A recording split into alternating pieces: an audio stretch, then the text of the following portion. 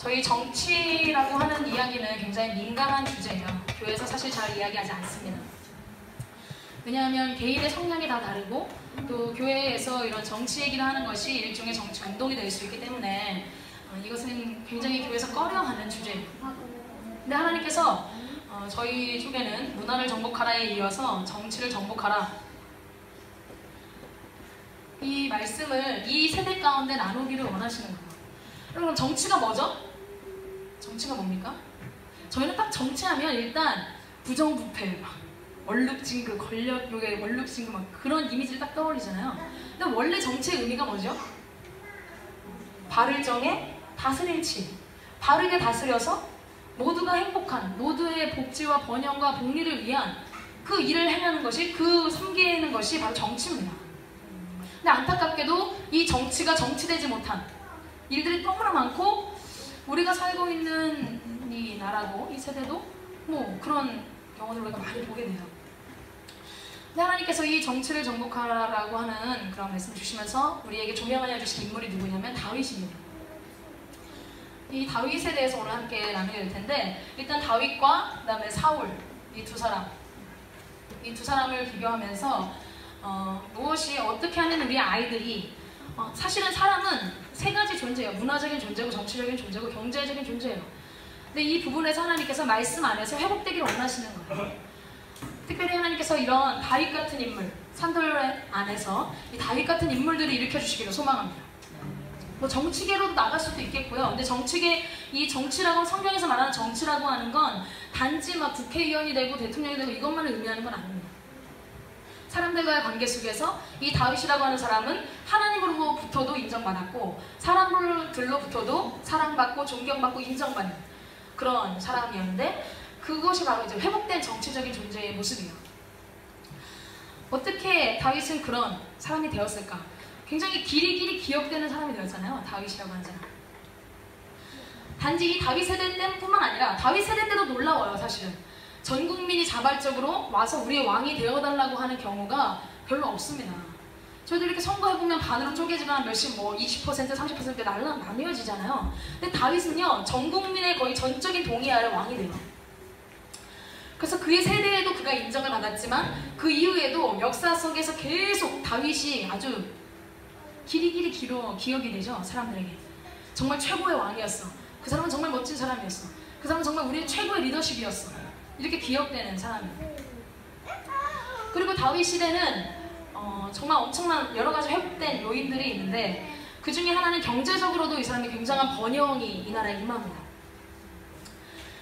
그래서 이 다윗이 혼자 개인 건축 헌금만 해도 솔로몬에게 건축 설계도도 다 주고, 자기는 직접 못 지으니까 교회 성전 건축 설계도, 그 다음에 건축 헌금 막 어마어마하게 하나님께 성전 다 지을 수 있는 자원을 다 준비해놓고 갔거든요. 뭐 돌부터 시작해서 금, 은, 놋, 엄청 놋은 헤아릴 수 없이 많았다고 하고, 금만 해도 제가 어제 막 찾다가 못 찾았는데, 금만 해도 제가 기억하기로는 1,000달러인가 1만 달러인가 어마어마한 몇십 톤의 금을 드리고 하나님께 개인적인, 그렇게 드리고도 남았잖아요. 근데 그렇게 엄청난 풍요와 번영과 또 정치적으로 인정받는 이런 삶을 살았던 다윗, 어떻게 이 사람이 이런 삶을 살 수 있었는가? 그리고 이 한 사람을 통해서 저희가 지난번에 제가 왔을 때 사무엘이라고 하는 인물을 나누면서, 사무엘이라는 한 인물이 이렇게 하나님 안에서, 교회 안에서 정말 그렇게 어릴 때부터 아주 젖대자마자 하나님께 드려져가지고 이렇게 어릴 때부터 길러졌을 때 하나님을 섬기는 방법, 어른들을 공경하고 또 그렇게 하는 방법들을 잘 양육받으면서 그렇게 자라갔을 때, 이 사무엘 한 사람을 통해서 엘리 제사장의 어둠의 시대를 다 걷어치운 엄청난 회복의 시대를 열었다라고 나왔었잖아요. 근데 그 이후에 그 사무엘 때보다 훨씬 엄청난 회복의 시대가 바로 다윗의 시대입니다. 그럼 종종 제가 사실 처음에 하나님께서 저에게 감동해 주신 거는 요즘에 그걸 보게 하시는 거예요. 하나님께서 싸우시는 방법. 시대가 망가져 있고 타락해 있고 어지러울 때 하나님이 그 시대를 새롭게 하시는 방법은 무엇이었냐면, 항상 한 사람의 인물을 기르는 것이었어요. 엘리 제사장의 시대를 뒤바꾸어 가시는데 사무엘 한 명이면 충분했습니다. 그리고 그렇게 다시 사울의 시대, 엄청난 또 다시 뭐 블레셋 한 때도 당하고 정치적으로도 국제적으로도 당하고 나라가 거의 굉장히 또 막 쇠망하기 시작하는 아주 어두운 시대였는데, 이때를 또 새롭게 하시는 데에 다윗 한 사람이라고 하는, 다윗이라는 한 사람이면 충분했어요. 하나님은 그래서 이렇게 보면은 하나님께서 이 시대를 바꾸실 때 한 사람을 제대로 된 인물을 만드시는 일에 하나님의 역량이 집중되죠. 저는 오늘 산돌이 그 하나님의 사역에 동참하는 산돌이 될 수 있고 소망합니다. 정말 회복된 한 사람을 일으키는 데에 모든 것을 함께 쏟아붓는 그런 하나님의 품이 될 수 있기를 소망합니다. 근데 이 다윗, 우리 좀 헤매는데, 하여튼 이 다윗을 하나하나 나눠 볼 텐데요. 아까 우리가 읽은 말씀에서 보면 사울의 집은 점점 약하여지고 다윗의 집은 점점 강하여졌더라 했는데, 5장 9절에서 보면 이 다윗의 집이 점점 강하여지는 이유가 무엇이었냐면 하나님이 함께 하시기 때문이라고 했어요. 분명히 먼저 왕권을 약속받은 건 사울인데 그는 점점점 약하여졌고 다윗은 점점 강하여질 뿐만 아니라 하나님이 함께 하시면서 계속적으로 점점 더 이렇게 증가되는 회복과 은혜 속에서 그렇게 살아가는 거예요. 그럼 다윗처럼 살고 싶지 않으십니까? 네. 저희가 신앙생활을 하는데 사울도 똑같이 신앙생활을 한 사람이거든요. 신앙생활을 똑같이 하는데 사울처럼 점점 약하여질 수도 있고요. 연수는 똑같이 흘러가는데 다윗처럼 점점점 강하여지고 점점 더 발전되고 점점 더 승리하고 하나님이 함께 하시는 사람이 될 수도 있는 것입니다. 우리 교회를 다니는 것을 만족하는 것이 아니라 우리가 이 다윗 같은 사람들이 될 수 있기를 소망합니다. 한 가지씩, 한 5가지 제가 나눠 가져왔는데요. 첫 번째 다윗의 특징이 무엇이냐면 사무엘상, 먼저 찾아 말씀을 여러 군데 좀 찾아보세요. 사무엘상 23장 2절 말씀 제가 읽어드리겠습니다. 사무엘상 23장 2절. 네! 이에 다윗이 여호와께 묻자와 이르되 내가 가서 이 블레셋 사람들을 치리이까. 여호와께서 다윗에게 이르시되 가서 블레셋 사람들을 치고 그 일날에 구원하라 하시니 다윗의 사람들이 그에게 이르되 보소서 우리가 유다에 있기도 두렵거든 하물며 그 일날에 가서 블레셋 사람들의 군대를 치는 일이리이까 한지라. 다윗이 여호와께 다시 묻자온데 여호와께서 대답하여 이르시되 일어나 그 일날로 내려가라. 내가 블레셋 사람들을 네 손에 넘기리라 하신지라. 자, 여기 말씀해 보면 다윗이 하나님이 그와 함께 하실 수밖에 없는 요소를 가지고 있어요. 그게 첫 번째로 뭐냐면 그가 항상 하나님께 먼저 여쭤본다는 거예요. 여쭤봄. 사실 이 상황은요 굉장히 이렇게 사울에게 막 죽음의 위협 앞에서 계속 쫓기는 상황이었기 때문에 유다 안에 그일라가 블레셋에게 공격받았다는 소식을 듣고 마음이 아프긴 했지만 굳이 다윗이 움직일 필요는 없어요. 근데 다윗은 그 상황 앞에서 하나님께 먼저 여쭤봐요. 주님, 제가 갈까요 말까요? 하나님 가라 그러세요. 이때 시험된 게 누구냐면 다윗과 함께 따라다니는 다윗의 그 사람들. 아, 거기를 왜 갑니까 지금? 우리가 지금 죽게 생겼는데 왜 가요 거기를? 현실적인 판단은 딱 그런 거죠. 갈 이유가 전혀 없고 가면 위험한 거. 근데 다윗은 항상 하나님께 여쭤보고 그분이 뭐라고 말씀하시면 그냥 그대로 하는 거예요. 근데 이것이 믿음입니다. 우리가 교회를 이렇게 다니면서 예수님을 믿는다 하지만 정말 실제적인 믿음은 언제 나오냐면 우리의 삶의 실제적인 상황에서 나오는 거예요. 내가 현실적으로 판단했을 때 이건 아니야, 이건 어려울 것 같아. 그런데 하나님께 여쭤봤어, 기도했어, 그분이 된다 그래. 그럼 그냥 되는 거예요. 그것이 믿음인 줄로 믿습니다. 저는 빈마을에서 있으면서 항상 단순했어요. 건축을 할 때도 그렇습니다. 임시거처에 있으면서 임시거처에 있을 때 정말 최악의 상황이었거든요. 500만 원 이제 산돌에서 그때 저한테 빚 지어주신 거 바로 갚았고, 그래서 뭐 딱 쫓겨 나왔는데 정말 땡전 한 푼 손에도 없고, 그 다음에 이제 아이들도 17명 그나마 다니던 아이들 다 떠났고 한 명 남았는데 그때 상태가 굉장히 안 좋았고 그리고 마을 사람들이 전도를 나가면 교회 건물 보면서 비웃으면서 뭐 저런 다 허름한 흙집 다 쓰러져가는 교회, 저걸 교회라고 하고 저게 전도사야? 수근수근거리고 가면 전도하면 멸시하는 게 느껴져요. 지방 목사님들 그렇죠.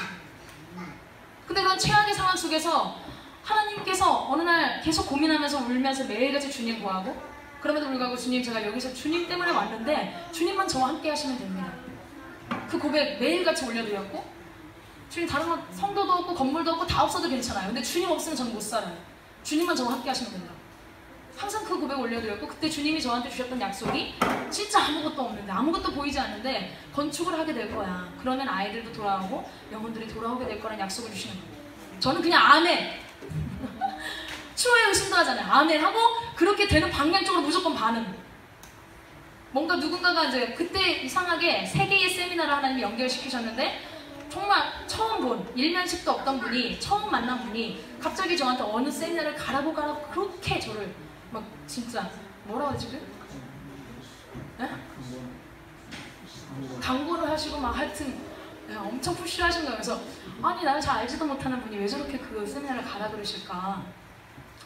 그런데 뭔가 이제 기도하다가 또 저는 이제 멘토를 잘 이용하니까 어머니께 어머니 이런 분인데 제가 지금 여성 목회자 모임을 가야 돼서 사실은 못 가요. 근데 여기를 자꾸 가라 그러시네요. 이상한 느낌 들어. 그래 이거 뭔가 이상하다. 하나님 일하심이 있는 것 같아.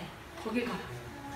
그래서 다른 거 이제 제가 임원이었고 중요한 어떤 역할을 해야 되는데 그거 포기하고 여기로 갔어요. 근데 거기에서 제가 저희 교회 건축의 절대적인 뭐 거의 완전한 그 역할을 감당하신 그 목사님을 거기서 만납니다. 만난 다음에도 저는 계속 하나님이 건축하게 하실 거라는 약속 그것만 믿고 그냥 가는 거예요. 그래서 되도 않는 소리인데 브리핑할 때도 15분 브리핑하면서 그 저희 교회 이야기 듣고 그 목사님이 감동되셔서 그렇게 이제 자신에게 그 은퇴하면서 은퇴 기념으로 BMW 자동차 주겠다는 거 그 집사님께 그거 하지 말고 빚말게 건축 헌금해 1억 헌금하라고 시켜가지고 그래서 저희 쪽에 이제 건축이 시작된 건데 들어보니까 저희 그 15분 준비할 때도 저는 생각 속에는 하나밖에 없어. 건축하라고 하셨으니까 건축하는 거야. 교회 이야기 쭉 이렇게 나누면서 15분 동안 하나님께서 이런 비전을 주셨고 예수 여기를 저는 건축할 겁니다. 하나님은 되게 하시는 거예요. 그럼 우리가 어떤 문제를 만나든지 어떤 상황에서든지 먼저 하나님께 여쭤보고 그분이 뭐라고 말씀하시면 그대로 믿는 것이 믿음입니다. 바보라고 볼 수도 있어요. 현실적으로는 정말 바보 같아요. 제가 그 1년 반 동안 임시거처에 있는 시간 동안에 정말 저를 바보같이 보는 사람들이 많았어요. 정말 바보였어요. 아직 저도 모르는 건 아니거든요. 거기서 이게 젊은 날 이 황금 같은 시기를 여기서 보내는 게 맞나? 여러 가지 고민도 들어오죠. 근데 저에게 가장 중요했던 게 주님을 얻는 것이었고 그분이 원하시는 그 일에 저를 드리고 싶었어요. 주님은 하셨는 줄로 믿습니다. 다윗은요 믿음의 사람인데 아주 구체적으로 항상 어떤 일을 만나든지 자기 생각대로 하지 않아요. 왜 그런 줄 아세요? 이런 믿음의 사람들은요 자기가 아무리 잘났어도 자기 지혜, 자기 힘, 자기 방법 의지하지 않습니다. 다윗은 굉장히 뛰어난 사람이에요. 용기가 있고 무용이 있고 구변이 있다고 그랬어요. 웬만한 사람들보다 훨씬 뛰어난 사람입니다. 그런데도 그 다윗은 자신의 지혜와 방법, 자기의 어떤 길 전혀 의지하지 않았어요. 왜? 하나님만이 나에게 가장 더 선한 길을 주실 분이라는 걸 믿었기 때문에. 그 믿음이 있기 때문에 다윗은 항상 하나님께 먼저 여쭤보는 자세. 그럼 여쭤보는 거 어떻게 여쭤보죠? 기도예요, 기도. 여러분 그래서 우리의 삶에 기도가 없다면 그것은 이미 뭔가 지금 문제가 있는 거죠. 매일같이 하루의 삶을 하나님께 기도로 맡겨야 됩니다.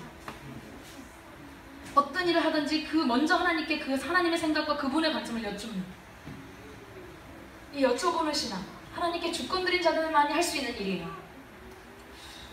이것이 방금 저희가 읽은 다윗이 쫓겨다닐 때도 이렇게 했고 그 다음에 사무엘하 2장 1절 또 5장 19절 23절에도 보면 다윗이 왕권을 다 얻고 하나님이 약속하신 그 나라를 정말 다 얻었어요.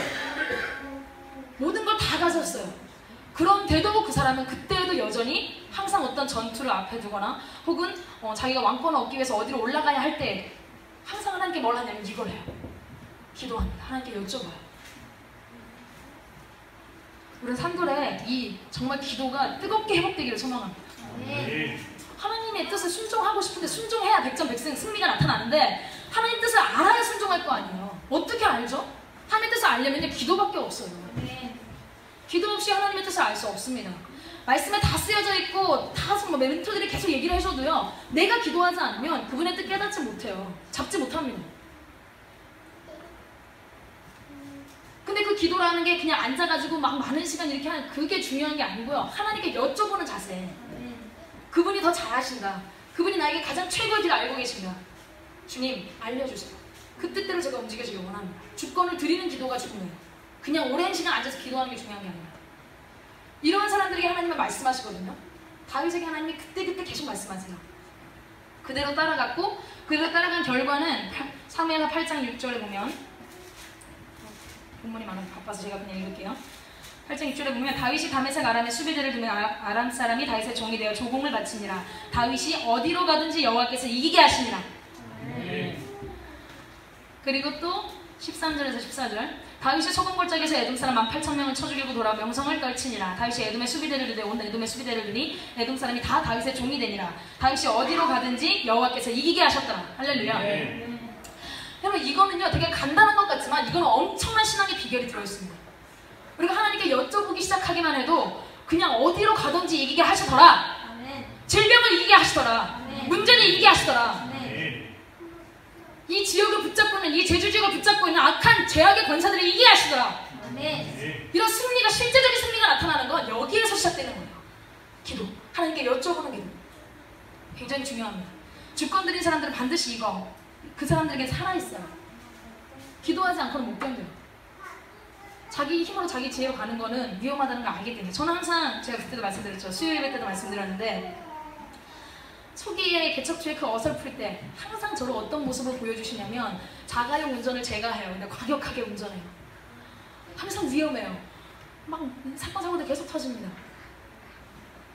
그래서 저희 이제 성령씨랑 우리 요셉이도 여기 내려오면서 하나님이 제규어를 뽑는 모습 포르쉐 엄청 쌩쌩 달려야 얘기야. 믿음으로 눈 팽팽 돌아가게. 근데 중요한 건 운전대를 하나님께 맡기는 것이 굉장히 중요합니다. 그 운전대에 하나님이 계셔야 돼요. 다윗은 이런 사람이었어요. 운전대가 하나님께 있었어요. 자신의 삶을 드라이브해 가시는 게 하나님이에요. 이 사람 자기 뜻대로 자기 방법대로 하는 법이 없어요. 그렇기 때문에 그는 가는 곳마다 하나님이 함께 하셨고 왜냐하면 하나님이 말씀하시기 편하니까 말하면 얘는 다 알아듣고 그대로 하니까 더 많이 말씀하시는 거죠. 그러니까 하나님이 말씀하시기 불편한 사람들이 있어요.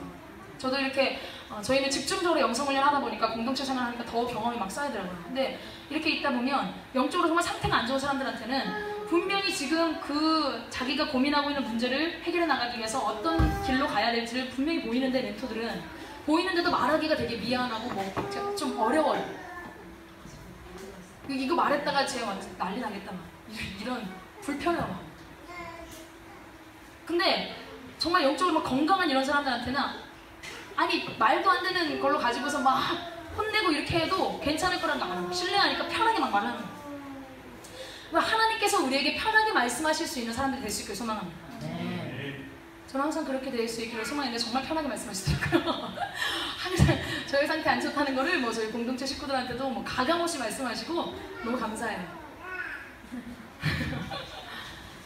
하나님께서 우리에게 마음 졸이시면서 저한테 말할까 말까 말했다가 제 기분 상하면 어쩌지? 이런 고민하시게 만들면 안 돼요. 멘토들도 마찬가지고. 왜냐하면 이렇게 하나님께서 우리에게 편하게 말씀하실 때 우리는 승리하기 때문입니다. 자, 두 번째. 하나님이 함께 하시는 그 사람. 이 사람이 리더십과의 관계를 한번 우리가 들여다봐야 되는데요. 리더십을 존중하고 끝까지 충성합니다. 저는 이게 다윗에게의 그런 권력이라고 하는 게 굉장히 위험하거든요. 저도 별것도 아닌데 개척교회의 담임 목사라고 하는 그 교권이 딱 주어진 것만으로도 벌써 제 모습이 바로 변질되고 타락하는 모습을 제가 봤어요. 쉽게 그 힘을 휘두르려고 하고. 힘이라고 하는 게 주어지면 굉장히 위험합니다. 사울 괜찮은 사람이었거든요. 도리도 할 줄 알고 겸손한 사람이었고 사무엘이 그를 발탁해서 그를 발굴해냈을 때 제가 어찌 그 일을 감당합니까? 그러면서도 또 자신의 기름부어 세웠을 때 블레셋 왔을 때 아주 용맹하게 가가지고 백성들 깨워가지고 함께 싸웠던 정말 괜찮고 멋있는 사람이에요. 근데 이 사람에게 주어진 그 힘을 그가 제대로 운영하지 못하기 시작했을 때 그가 엄청나게 바로 타락하기 시작합니다. 힘이라고 하는 건 주어지는 것이 굉장히 위험한 일이에요. 활용할지 모른다면. 근데 다윗에게 주어진 힘이 굉장히 건강하게 하나님의 공의 가운데 나라를 똑바로 세워가고 또 뭐 그런 데 굉장히 선하게 쓰임받거든요. 다윗이 100% 완전하진 않지만 어쨌든 사람으로 치면. 근데 그 비결이 어디 있는가를 제가 봤을 때 하나님이 다윗을 훈련시키신 방법을 저는 보게 주목하게 됐어요. 하나님이 분명히 다윗에게 사울 너는 끝났어, 너는 버렸어. 왜냐하면 사울이 하나님을 멸시하기 때문에. 다윗은 항상 하나님을 존중하고 그분께 여쭤보고 그분을 의지했지만 사울은 그렇지 않았거든요. 버림받아요. 근데 그때에 이제 그런 사울 밑에 있는 다윗을 하나님이 기름 부어 놓으시고서 다윗이 왕이 될 거라고 약속을 주시고서도 10몇 년이 흐르잖아요. 13년인지 10몇 년이 하여튼 흘러요. 10수년이 흘러요. 그 시간 동안 다윗이 뭘 해요? 한 가지만 했거든요. 사울한테 쫓겨다니면서 죽음의 위협에서 맨날 도망다니는 것밖에 한 게 없어요. 근데 그게 하나님께서 다윗을 이 사울처럼 되지 않게 하기 위해서, 주어진 힘을 함부로 남용하지 않도록 하기 위해서 그를 훈련시키시는 방법이었다고 하는 겁니다. 다윗은요, 정확하게 하나님의 훈련을 통과해요. 분명히 미치광이에요. 정신착란증이 있었던 것 같아요. 멀쩡하게 다윗의 수금 타는 소리 들으면서 기분 좋게 있다가 갑자기 암신이 들어가지고 활을 던져보는 거지. 창을 던져서 다윗을 꽂아서 죽이려고. 미친 듯이 막 가장 충직한 부하인데 이 다윗을 찾으려고 이잡듯이 찾아다니고. 이게 정상적인 리더십이 아니죠. 우리가 좋은 리더가 우리 위에 있으면 정말 좋죠. 리더가 이상하면 진짜 피곤해요. 정말 힘들잖아요. 리더 굉장히 중요합니다. 근데 이 사울은 최악의 리더십이었거든요. 특히 누구에게는? 다윗에게. 누구보다도 다윗에게는 최악의 리더십이에요. 근데 다윗은 이 사울이라고 하는 리더십, 하나님이 기름 부으셨고 세우셨다는 이유만으로 그를 끝까지 존중하고 충성하는 거예요. 2번이나 그 사람을 죽일 수 있는 절호의 찬스가 있었죠. 피곤하잖아요. 아니 한 번에 가서 죽여버리면 되잖아요. 거기가 하나님이 절호의 찬스까지 줬어. 무방비 상태로 노출되어 있는 그 사람을 2번이나 만났단 말이에요. 안 죽여요. 심지어 겉옷자락을 살짝 베어낸 것만으로도 양심이 찔려가지고 하나님 세우신 그 사람을 내가 살짝, 그 사람의 겉옷이라고 하는 게 그들의 권위를 의미하는 건데 그 권위에 내가 살짝 그걸 베어냈다는 것만으로도 양심에 찔려 했거든요. 이것이 다윗이라는 사람에게 하나님께서 영원한 왕권을 주실 수 있었던, 그에게는 힘을 절대적으로 보장해 주실 수 있었던 이유입니다. 그러면 여러분의 영적 건강을 어디서 체크할 수 있냐면요, 리더십과의 관계에서 체크할 수 있습니다. 다윗과 같은 건강한 사람들은요, 어떤 리더십이 자기 위에 있던지 항상 존중해요. 끝까지 충성해요. 2번이나 그 기회를 다윗은 스스로 고사했을 뿐만 아니라 나중에 사울과 요나단이 블레셋과의 전투에서 몰살당했을 때 정말 비참하게 죽었죠. 그 소식을 전하러 온 아말렉인의 소식을 듣고서는 다윗은 진심으로 통곡하며 울어요. 가슴 아파요. 하나님의 나라에 하나님께서 세우신 리더가 그렇게 무참하게 믿지 않는 자들의 손에 죽다니. 여러분 이게 진짜 실제로 가면 되게 어려운 거죠. 나를 해하고 나를 괴롭히고 나에게 상처 준 그 사람, 게다가 리더야. 힘까지 가지고 있어. 너무 힘들어 이 사람. 근데 그 사람이 죽었다고 해서 왜 다윗이 그걸 슬퍼해야 되냐고요. 노래까지 지어요. 애도하는 노래까지. 어떻게 그럴 수 있었을까? 다윗이 온통 하나님 중심적인 사람이었기 때문에 그 사람은 하나님의 나라에 세우신 그 사람, 이 사람이 어떤 댐댐이를 가졌고 어떤 자질을 가지고 어떤 못된 사람이든지 말든지 간에 하나님의 나라에 중요한 그 한 사람을 그는 소중히 여겼던 거예요. 이것이 하나님께 주권 드린 사람들에게 또 실제적으로 나타나는 자세입니다. 계속 말씀하셨어요. 여러분 이거는요 너무 중요해요. 어떤 리더가 있든지 다윗은 이 시간 동안에 자신이 빚어졌어요. 이렇게 하면서 이 태도를 가지니까 이 사람에게 하나님이 정말 힘을 맡겨주셔도 그 힘을 함부로 사용하지 않을 수 있는 그런 하나님의 사람으로 빚어졌거든요. 하나님이 그에게는 영원한 왕권을 약속하셨다니까요. 왜? 맡겨도 될 만하니까. 그럴 수 있었던 건 바로 그가 철저하게 하나님의 질서에 순복하는 소중해요. 그럴 수 있었던 거는 여러분 그런 관계, 리더십과의 관계. 여러분 점검해보세요. 되게 중요해요. 거꾸로 사울은 어땠냐면 사울의 리더십과의 관계가 어땠죠? 무시하고 나중에는 이혼까지 하려고 그래요. 아니 잘 생각해보세요. 사울이 그냥 그 어디 일개 한 가정의 아들로 별것도 아니에요. 아무것도 아닌 사울을 발굴해준 게 누구예요? 사무엘이거든요. 네가 왕이라고 하나님이 왕이라고 하신다고 발굴해준 게 사무엘이에요. 이건 평생 감사도 모자라잖아요. 근데 가면서 사울이 이 권력의 맛을 들이면서 어떻게 변질을 내냐면 이 사무엘이 뭐라고 사울이 이제 그 전쟁 앞에서 사무엘을 초청했는데 약속된 시간에 안 왔어. 뭐 해버리죠? 리더십의 권한을 침해해요. 자기가 나서가지고 막 제사를 드려버려요. 사무엘이 이거는 나에 대한 것뿐만 아니라 하나님에 대한 이 월권이다. 이 사울이 지금 주권이 하나님께 드려진 게 아니라 지가 지금 주인 자리에 들어가고 있구나. 굉장히 위험함을 느꼈어요. 그래서 사무엘이 사울에게 권면하죠. 조심하라고 경고장을 날립니다. 근데 귓등으로 들어요. 그 말씀 앞에 두려워 떠는 게 아니라 아니 알겠는데 지금 일단 당장 이거부터 드려주시오. 내 체면 중요하고 내 거 위신 지키는 거, 내 위신 지키는 게 중요하니까 알았고 당신은 당신 역할만 하고 가주자. 그런 식으로 발칙해지기 시작해요. 리더십과의 관계에서. 그것이 사울이 망가지기 시작한 전조 증상이었거든요. 그렇게 망가지기 시작하더니 나중에 어떻게 된 줄 아세요? 라마나요새 다윗이 피시나에 들어갔을 때 거기는 사무엘의 영역이에요. 사무엘이 거기서 선지 생도들을 기르는 곳입니다. 거기에 전령들을 보내요. 다윗을 잡아 죽이기 위해서. 킬러들을 보냈단 말이에요. 킬러들을. 자기를 발굴해주고 자기를 키워준 사무엘을 그런 식으로. 나중에는 전령들을 보냈는데 이 사무엘이 이렇게 다스리는 영역, 사무엘이 함께 있는 영역에는 아니 킬러들을 보냈는데 킬러들이 다 막 예언하면서 벌거벗고 하나님 앞에 누워있는 거예요. 임재 가운데. 여러분 사람들은 이런 부흥이 임하기를 소망합니다. 아멘. 어떤 악인들도 어떠한 죄인들도 이곳에 찾아오면 그냥 하나님의 임재 가운데 압도되어서. 아멘. 근데 사울이 있는 곳은 그랬거든요. 그래서 사울이 킬러들을 보내고 재차 보냈다가 안 되니까 자기가 스스로 갔다가 그만 자기도 옷을 벗고 거기서 막 예언하잖아요. 근데 사무엘이 리더십과의 관계가 얼마나 틀어졌는가 하는 걸 보여주는 거예요. 이 사람이 하나님께 버림받았던 거요. 점차적으로 이 관계 속에서 그의 말을 영적 멘토죠. 영적 멘토의 말을 듣지 않고 오히려 자기가 월권하고 무시하고 이용하기 시작하면서 그 사람은 아주 심각한 영적인 상태로까지 나락으로 떨어지게 되고 나중에는 그렇게까지 되는 겁니다. 저는 이 말씀 볼 때마다 내가 인정할 수 없는, 내가 인정하기에는 별로 아닌 사람이라 할지라도 하나님이 세우신 모든 분들을 소중히 여겨야겠구나 이런 생각을 해요. 그리고 모든 관계 속에서 우리는 하나님께 주권을 드리는 것이 중요합니다. 그리고 하나님께 주권 드린 것의 표징은 첫 번째는 항상 여쭤본다는 것, 그분의 생각을 궁금해한다는 것.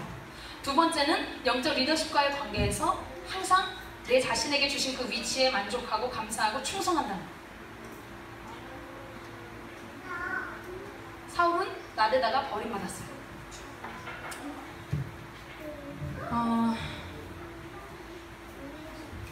나누려고 했던 이야기인데 일단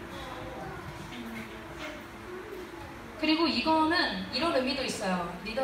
악한 리더십이었는데 존중하고 충성했다는 건 그가 아까 주권 드렸다고 그랬죠. 심판권을 하나님께 맡겨드렸다는 거예요. 그럼 우리의 타락한 본성은요, 기본적으로 내 멋대로 심판하는 경향이 있어요. 내 기준이 딱 있어요. 내 잣대가 있어요. 그래서 이 잣대에 안 맞으면 쟤는 아웃이야. 이게 모든 인간 속에 있는 자동적으로 일어나는 본성이에요. 타락한 본성. 이게 종교적으로 뭐 그렇게 포장이 된다 할지라도 그 속에 그것이 바뀌지 않으면요, 항상 하나님께 여쭤보고 그분의 관점으로 보려고 하고 그분이 변화시키시는 내 마음을 변화시키지 않으면 그게 율법주의잖아요. 예수님을 잡아 죽인 그들이잖아요. 심판권을 하나님께 드리지 않은 사람들은 그냥 무시무시한 존재가 예수님까지 잡아주고 자신들에게 오셔서 기적과 표적을 나타내시고 놀라운 권세가 있는 말씀으로 자신들을 정말 살리시고 깨우시고 그 귀중한 분까지 죽인 게 뭐냐면 자신이 심판권을 가지고 있는 거거든요. 사울도 마찬가지예요. 사울 정말 무시무시한 세상을 만들어가거든요. 자기가 자기 기준을 가지고 자기가 심판권 가지기 시작하니까. 다윗은요, 심판권은 항상 하나님께, 나에게 악하게 하는 사람도 그분도 하나님이 만지실 거야. 저도 빈마을에서 저를 괴롭혔던 사람들 제 손 대지 않았어요. 제 손 더럽히지 않았어요. 근데 하나님이 스스로 그분들이 부끄럽게 만드시고 스스로 그들이 압도되게 만드시더라고요. 하나님은 살아계신 줄로 믿습니다. 살아계신 하나님의 사람들은요, 하나님이 함께 하시는 사람들은요, 자기가 함부로 심판하지 않아요. 사람을 판단하고 정죄하고 쟤는 아웃이야. 여러분, 예수님 시대의 율법주의자들 얼마나 예수님을 판단할 게 많아요? 학벌도 없어요, 문벌도 없어요, 재산도 없어요, 외모도 딸려요. 거기다가 이분이 하고 다니는 일이라고 하는 게 진짜, 아니 12살에 학자들하고 박식하게 얘기를 다 나눴던 분이에요. 학식이 상당하잖아요. 근데 고상하게 학자들하고 대화를 하는 게 아니라 주님 어디나, 아니 세리, 창기, 아니 그 시대의 최악의 인간들하고 어울려 다니셔. 이거는 자기가 심판권 가진, 자기 관점, 자기 잣대 가지는 사람들한테는 이거는 안 되는 거야. 이건 좀 그것도 완전 총구석에서 갑자기 나타나는 30살밖에 안 되는 풋내기가 웃기는 거죠. 근데 주님은 세리, 창기 뭐 그런 거 할 것 없이 하나님이 보시는 관점은 그들의 중심을 보시거든요. 사마리아 여인, 남편 5번이나 갈아치우면서 지금 있는 자도 남편이 아니라고 했던 그런 음란한 여인이었지만 주님은 그의 속에 있는 그 중심에 있는 하나님을 향한 갈망을 보셨단 말이에요. 함부로 그 여자를 정죄하지 않았어요. 가셔서 오히려 네 속에 있는 갈망이 뭔지를 끌어내셨죠. 그리고 마침내 그거 회복되게 하셨죠.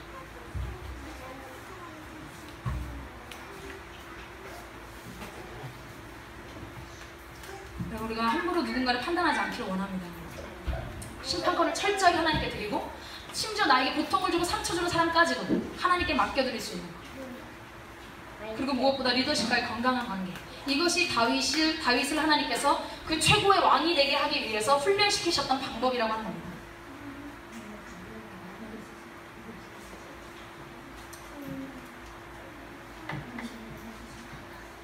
세 번째로 이 다윗은요, 넓은 가슴, 이렇게 말하면 될까요? 넓은 가슴. 적군까지 품어요. 아브넬이라고 하는 장군은요, 다윗이 유다의 첫 번째로는 유다의 왕이 돼서 7년 동안 지내죠. 그동안에 사울의 집의 아들인 이스보셋이 북이스라엘 10지파를 다스리고 있었단 말이에요. 굉장히 그리고 싸움이 격렬했어요. 질이 멸렬한 싸움이 계속되고 있어요, 동족 간에.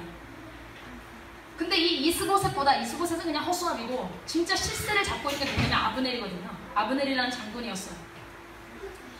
7년 동안 다윗과 적대 관계에 있었던 사람이에요.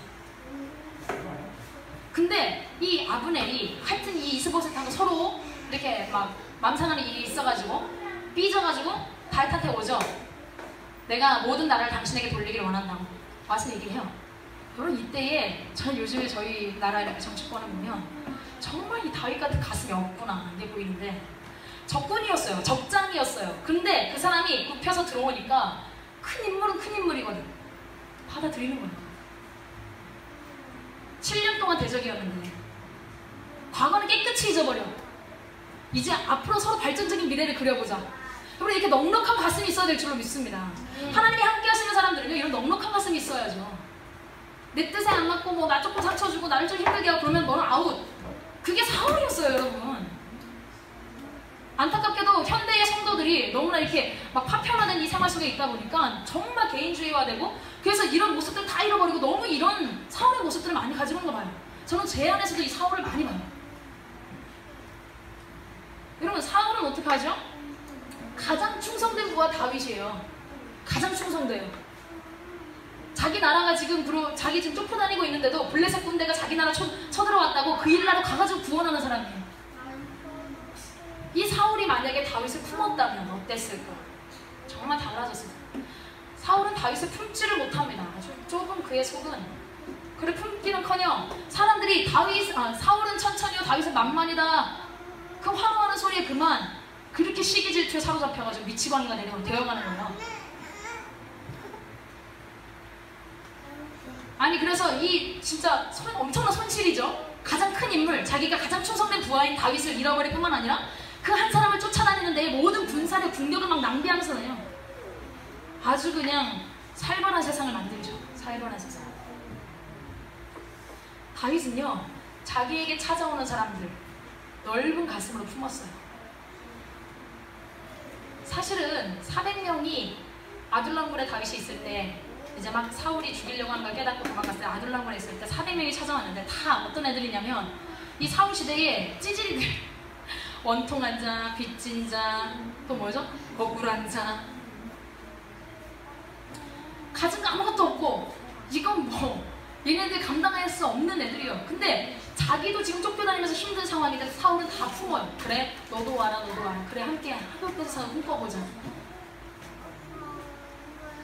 그렇게 모두를 넉넉하게 품고 가던 그 사람은 그렇게 아브넬이라고 하는 적장이 자기에게 항복하러 들어갔을 때도 넉넉하게 품는단 말이에요. 사울의 마음을 가지고서 자기한테 안 맞으면 그냥 화내고 상처받았다고 막 난리치고 싸우고 교회 분열되고, 이거는요 버림받은 자의 삶이라는 것입니다. 모두를 넉넉하게 품는 그 넓은 가슴이 우리 가운데 있게 되길 소망합니다. 특별히 우리 아이들에게 그 가슴이 훈련되어지길 소망합니다. 여러분, 이렇게 다윗이 넓은 가슴을 가졌던 것의 결과는 무엇인지 아세요? 다윗 옆에는요 엄청난 인물들이 일어나요. 사울 곁에는요 도액이라고는, 에돔 사람 도액이라고는 제사장들까지도 무자비하게 죽일 수 있는 아주 잔인하고 또 사울의 비위나 맞춰주는 그런 간신배들만 남아요. 근데 다윗의 곁에는요 엄청난 인물들이 남는데, 그 찌질했던 억울한 자, 가난한 자, 빚진 자, 원통한 자, 이 자들이 다윗과 함께하면서 어떤 사람들이 되냐면 나중에 다윗의 시대가 열렸는데 어마어마한 용장들이라고요. 다윗보다 한 몇백 배는 더 전투력이 센 사람들이 다윗 밑에 있어. 요셉바셉은 한 번 일어났는데 팔 들며 혼자 다 처리했어. 블레셋 군대 다 쳐들어오는데 백성들 다 도망가는데 누구였더라? 이름이? 네, 죄송해요. 하여튼 그 또 한 명의 그 용사인데 그 용사도 끝까지 하면서 혼자서 블레셋 군대를 다 몰아내요. 보리밭 한가운데서. 엄청난, 다윗보다 전투력이 훨씬 뛰어나요. 근데 그런 인물들이 다윗 밑에 있어요. 문화예술가들? 다윗 찬양인도자였지만 어쨌든 아삽, 헤만, 여두둔 비롯해서 24반열, 그 다음에 그 밑에 4,000명의 찬양대, 하나님의 성령의 영감 가운데서 24시간 하나님 바라보고 찬양하고 또 그분이 주신 그 영감 아래에서 강력한 예언적인 찬양을 만들었던 문화예술가들이 다 다윗 밑에 있어요. 하나님의 공의로 사무엘하 8장 15절에 보면 모든 백성에게 정의와 공의를 행할세 다윗이, 그러면서 행정관들, 또 재판장들, 이런 또 요직의 중요한 인물들이 나오는데, 그 하나님과 다윗과 함께 나라를 하나님의 공의 가운데 똑바로 세워가는 놀라운 인물들이 다 다윗 밑에 있어요. 그게 바로 이런 넉넉한 가슴, 인물을 알아보고 그 인물이 바로 어제까지 나와 원수였다 할지라도 품어주는 그 가슴. 여러분, 우리가 이것을 회복할 수 있게 되길 소망합니다. 그래요. 사울은 그러니까 이 가슴이 없다 보니까 이 엄청난 다윗 시대에는 굉장한 인물로 일어났던 그 사람들이 이 시대에는 전혀 빛을 발하지 못하는 거예요. 억울하고 원통하고 빚지고. 이런 리더 밑에서 정말 피곤하죠. 맞아요. 그래서 우리는 이렇게 회복돼야 될 줄로 믿습니다. 사울처럼 내 맘에 좀 안 들고 내 거 뺏길까봐 두려워하고 방어하고 공격하고 이런 모습들, 속 좁은 모습들을 다 벗어버릴 수 있게 되기를 소망합니다. 그 다음에 네 번째는 약자를 보살폈다는 거예요. 이거는요 좀 놀라워요. 아까도 얘기했지만 자기도 어려워요. 자기 몸 하나 건사하기도 어려워요. 근데 사울에게 쫓겨다니는 상황에서 400명이 함께 움직이려면 얼마나 힘들겠어요, 여러분? 저희가 흰수리 성길 사역을 하다 보니까 진짜 정신없이 성령님이 감동 주시면 다 같이 튀어. 그러면은 막 짐 싸고 바로 날리는 거예요. 다음날 사역하는데 막 날아다녀요. 그러면 진짜 시간 낭비 많이 되고, 누구 또 나는 다 싸는데 쟤는 또 하고 있고 기다리고 아직도 뒤에 마이크에 단도리 할 것도 있고 엄청 피곤하거든요. 함께 움직인다는 게요. 근데 다윗은 그렇게 자기가 힘든데 자기한테 찾아온 이 약자들 보살피는 거예요. 400명 데리고 다니는 거예요. 놀랍지 않나요? 그럼 우리가 어려울 때 내가 어려워서 못 도와, 어려워서 약자들 보살필 여유가 없어, 이거 핑계예요. 다윗은 400명 데리고 몰고 다녔다니까? 그리고 심지어 그 시글락 사건, 시글락이 완전히 아말렉에 초토화돼가지고 아내도 빼앗기고 재산 다 빼앗긴 그 사건 앞에서 처음에는 이제 심지어 자기 부하들까지, 이 400명에 600명이 되죠 나중에, 자기와 함께하던 다윗의 사람들까지 다윗을 죽이려고 했던 그때에 다윗이 기도하고 쫓아가잖아요. 근데 쫓아가는 그 와중에 한 명 또 이상한 애를 하나 만나요. 병 들어가지고 주인한테 버림받아서 3일 밤낮 하나도 아무것도 물도 음식도 못 먹은 애국 소년이 하나 누워있는데, 그 지금 아말렉 쫓아서 지금 빨리 빼앗긴 거 다 탈취해야 되는, 빼앗긴 거 다시 다 찾아내야 되는 그 위급한 상황 중인데도 그 애국 소년을 그냥 지나가지 않았어요. 그 애국 소년을 보면서 하나같이 다윗의 사람들 다 같이 다윗 저 사람이 지금 밤낮 3일 밤낮 못 먹고 지금 저러고 있는데 먹여요. 일단 자초지종 묻지도 않아요. 일단 먹여. 아니 생각해보세요. 지금 다 뺏겼다니까. 시글락에서 다 뺏겨서 아말렉이 다 지금 약탈해 간 상태예요. 그걸 다시 되찾을지 말지도 모르고 쫓아가는 상태예요. 식량, 여러분 뭐라 하지? 전투 식량 얼마나 중요해요. 전투할 때 힘없으면 밥심 없으면 어떻게 싸워요. 근데 그걸 나눠서 떼서 주는 거예요. 죽어가니까. 그럼 하나님 나라의 문화는요, 항상 생명 존중이에요. 생명 중심이에요. 사탄의 문화는요, 간단해요. 내 탐욕, 내 이기심 채우는 거 중요하기 때문에 생명 같은 거는 다 뭐 무시돼요. 아, 내가 지금 힘드니까 그냥 무시. 하나님 나라의 문화와 사탄의 문화, 뭐 이것도 자세히 살펴보면 굉장히 재밌는데, 하여튼 그렇습니다. 그래서 다윗은 그 정말 절박한 상황인데도 약자들을 그냥 지나치지 않았다는 거예요. 그 결과 어떻게 되죠? 그렇게 먹여가지고 일단 먹였어. 먹였던 그 아이가 알고 보니 절대적인 승리의 키를 쥐고 있었네. 먹여서 일으켰더니, 아, 저는 사실은 아말렉 사람들의 종이었는데 제가 병들으니까 제 주인이 저를 버려버렸어요. 버림받은 아이가 먹고 기운을 차리더니 해주는, 그의 입에서 나오는 게 뭐였냐면, 아말렉인들이 어디로 어디로 갔는지 정확한 경로를 알려주는 거죠. 가서 정말 전무후무한 엄청난 승리를 거둡니다. 빼앗겼던 모든 것을 다 되찾을 뿐만 아니라 오히려 그 아말렉인들이 가지고 있었던 건 약탈해 놓았던 엄청난 전리품까지 얻어가지고 유다 장로들한테까지 선물을 다 보낼 만큼 넉넉하게 엄청난 승리를 거둡니다. 근데 그 승리를 거뒀던 비결이 바로 그 어려운 중에도 약자들을 보살폈을 때 그에게서 그런 하나님의 방법이 또 나왔다는 거예요. 뭐 이거는 여러 가지 다윗에게 굉장히 많이 나타나는데, 아까도 얘기했던 그일라 거민들, 블레셋에게 공격받아서 힘들었을 때 가서 또 바로 도와주고, 그 사람들 대신 때릴 사람들이었는데도 그렇게 도와주고 그랬다는 거예요. 자, 마지막으로 다윗은 공의의 원칙에 충실했던 사람이에요.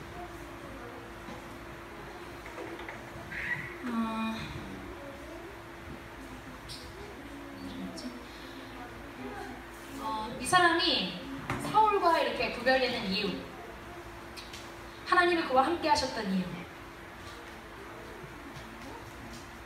그 사람은 아까도 얘기했지만 원단하게 주권을 들인 삶을 살았고, 철저하게 하나님 말씀의 정신에 따라서 공의와 사랑, 긍휼, 말씀의 원칙에 따라서 살아요. 그래서 웬만한 권력자들은 아주 그냥 훈장을 줄 만한, 사울이 죽었어요. 사울이 죽어가지고 제가 이거를 거의 목숨이 간당간당하길래 죽였습니다. 그걸 제가 지금 그 사람이 갖고 있던 갑옷이 내가 가져왔어요. 보고했던 아말렉 사람, 그리고 이스보셋을 몰래 침상에서 죽이고 그 목을 들고서 왔던 레갑과 바하나, 이런 사람들 다윗 앞에서는요 가차없어요. 다윗이 이렇게 약자들을 보살필 만큼 긍휼이 있는 사람인데도 불구하고 하나님께서 세우신 사람을 네가 건드려? 그 사람들에 대해서는 아주 얄짤없어요. 다윗은 바로 죽여.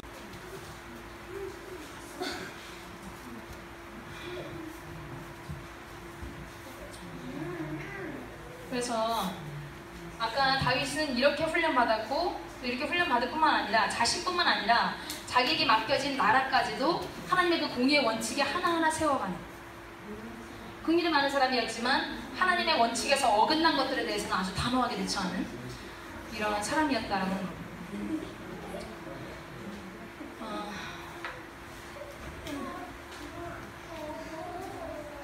특히 그 기름 부음 받은 리더 건드린 사람들, 다윗은 아주 가차없이 그렇게 단호하게 대처합니다.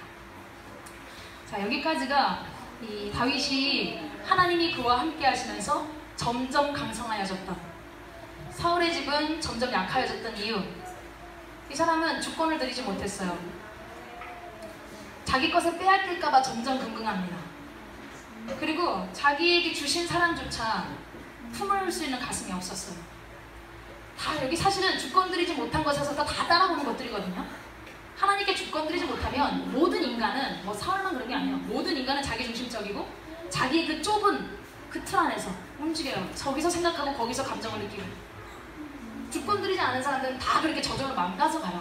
힘이 주어지면 더 급격히 망가지고. 그런데 다윗은 하나님께 철저하게 주권 들인 삶을 살면서 하나님께서 허락하신 이 훈련은, 코스, 자기에게 세우신 리더십을 끝까지 존중하고 충성하는, 심판권을 하나님께 드리는 삶의 구체적인 상황에서 그렇게 하면서 빚어졌고, 하나님의 공의의 원칙에 따라서 그 공의가 이루어질 수 있는 그릇으로 빚어졌고, 그리고 넓은 가슴을 가지고 바로 어제까지 적장했던 그릇까지도 넉넉하게 품을 수 있는 넓은 가슴을 가지게 되었고, 그리고 그 어려운 중에도 항상 약자를 보살펴.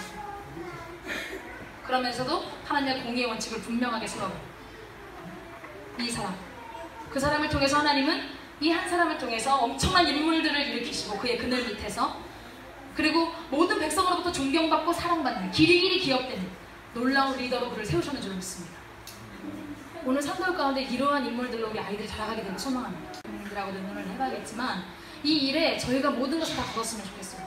내 아이가 아닐지라도 이런 아이들로 자라갈 수 있도록, 하나님께 주권 드린 아이들로 훈련되고 자라갈 수 있도록, 하나님의 말씀을 듣고 그것에 따라서 움직여질 수 있는 이런 다윗 같은 인물들로 모두가 일어날 수 있도록 산돌이 정말 여러 가지 사랑으로, 보살핌으로, 또 뭐 식사로 힘을 쏟아서 함께 하나님의 그 품이 되어줄 수 있기를 소망합니다.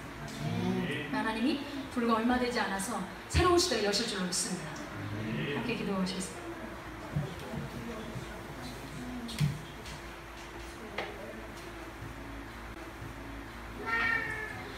하나님 감사합니다.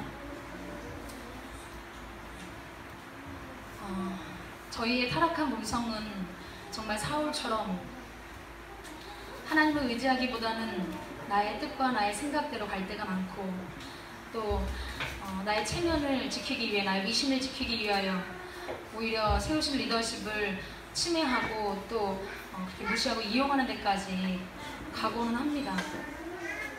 하지만 하나님, 우리가 그 자리가 얼마나 위험한 자리인지, 그가 바로 버림받은 자였다라고 하는 것을 기억하게 하시고, 모든 그런 옛사람의 모습들, 우리 속에 타락한 본성, 사울과 같은 모습들을 다 벗어버리게 하여 주시옵소서. 그리고 다윗처럼 정말 철저하게 하나님께 주권드린 삶으로 매일 매 순간마다 어떤 문제를 만나든지 하나님께 여쭈어보고 그분의 뜻에 따라 움직여지며, 또 하나님께서 세우신 리더십을 존중하고 끝까지 충성하는, 하나님의 질서에 순복하는 태도, 그것으로 우리의 존재가 깊이 빚어지게 하여 주시고 변화받게 하여 주시고, 넓은 하나님을 닮은 가슴으로 그렇게 빚어져서 정말 적장까지도 품을 수 있는, 포용할 수 있는 인물들을 그의 가슴에서, 그의 그늘 밑에서 그렇게 키울 수 있었던 그 넓은 가슴이 우리 모두에게 있게 하여 주시옵시고, 아무리 어려운 중에라도 약자들을 지나쳐가지 않는 그런 정말 따뜻한 하나님의 가슴이 늘 우리 가운데 있게 하여 주시옵소서. 그리고 그럼에도 불구하고 하나님의 뜻에 어긋났을 때에 그것에 대해서는 단호하게 대처할 수 있는 공의의 원칙 또한 우리 가운데 세워지게 하여 주셔서 정말 다윗 시대와 같은 회복된 시대가 오늘 우리가 살고 있는 이 시대 가운데 임하게 하여 주시옵소서. 바로 우리에게 맡겨주신 이 아이들이 그러한 다윗과 같은 인물들을 일어나게 하여 주시옵소서. 감사드리며 예수님의 이름으로 기도합니다.